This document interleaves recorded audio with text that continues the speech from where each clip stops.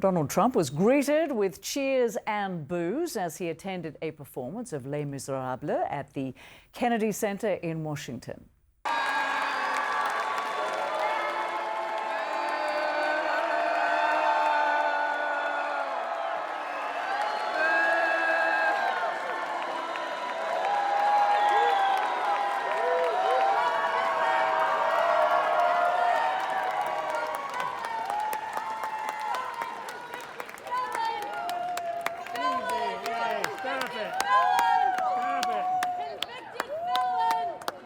It was just a few months ago that the president launched a conservative takeover of the performing arts facility, calling it too liberal. His appearance was part of a fundraiser for the center. Trump said donors had raised $10 million. Before the show, President Trump said he's a big fan of Les Mis. Ironically, while protesters are in the streets of some US cities, the legendary musical tells the story of French citizens rising up against their government. He told Fox News Digital he loves the songs and the musical. Kristen Holmes has more on his night at the Kennedy Center.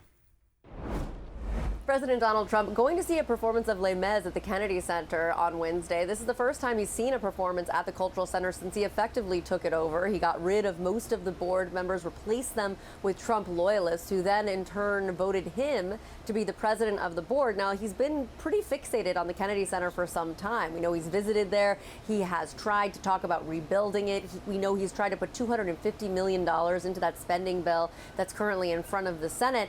Now, tonight was billed as partly a fundraiser. There were tickets for $2 million, $1 million, $100,000. We heard from the head of the Kennedy Center, Rick Grenell, who said that they believed that they had raised around $10 million. Now, for $2 million, we reported earlier, you could essentially get a seat in the box next to the president. We also know that a lot of members of the administration and supporters were buying some of those tickets. Now, there had been some concern because last month CNN reported that several members of the cast of Les Mis were planning on boycotting the president's performance. The director, Grenell, was asked about that as well. He said that was a long time ago, and there has been a lot of pushback to Donald Trump's takeover of the Cultural Center, which has been really an iconic piece of Washington, D.C. for decades.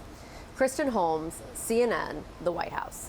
One woman screamed convicted felon and rapist before security escorted her out. The president said he was unbothered by reports that some cast members plan to boycott the performance due to his appearance. Joining me now, Debbie Kamau Bell, filmmaker, comedian. You wrote a whole Substack, as I remember, in talking to you of why you performed at the Kennedy Center after Trump took over. You said to boycott or to show up, that is the question.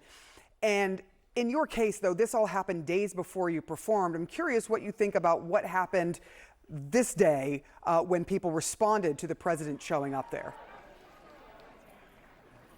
Well, I'm happy to say I had a better night at the Kennedy Center than Donald Trump did.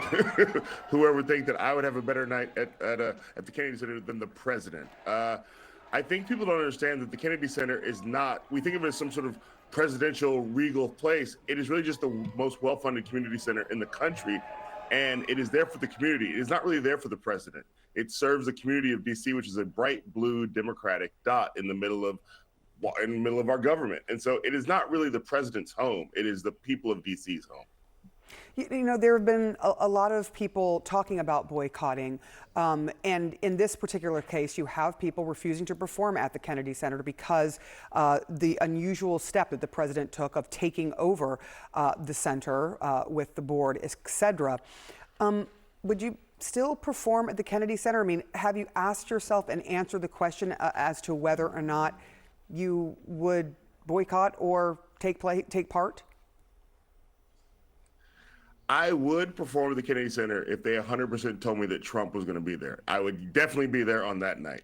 Any other regular night in D.C., I would probably find a different venue. But I do think I was lucky enough over the weekend to speak at Nikki Giovanni's memorial service in Virginia Tech, and Sweet Honey in the Rock was there. And Sweet Honey in the Rock famously showed up in North Carolina to sort of perform for the people there during the anti-trans bathroom bills. And a lot of performers canceled, Springsteen, other people, and they said, we showed up for our people. And I talked to the founder of Sweet Honey in the Rock that night. She said, you have to do what makes sense for you. And so I feel like for me, as a stand-up comedian, I can speak truth directly to power. if you're in Les Mis, you kind of got to stick to the script or you're going to get fired. But as a stand-up comedian, I am standing firmly in the First Amendment, and I hold tight to it every day. You're doing a comedy show because you are a comedian and funny as hell, frankly. Your show is called Who's With Me?